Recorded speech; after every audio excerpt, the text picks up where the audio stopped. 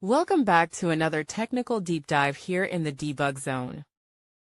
Today we're tackling a big question and breaking it down with insights from other users. Hopefully this clears up some misconceptions and helps you get the answer you need.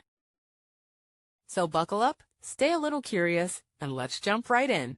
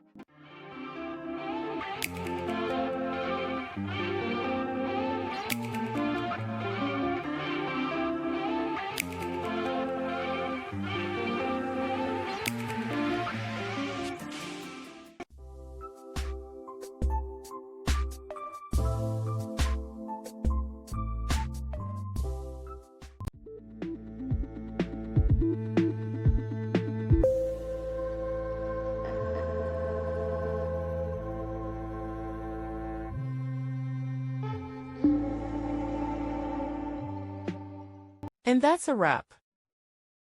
I hope you found the answer you were looking for. If you did, take a second to hit that subscribe button. It really helps out. And let me know in the comments which solution worked best for you. See you next time in the debug zone.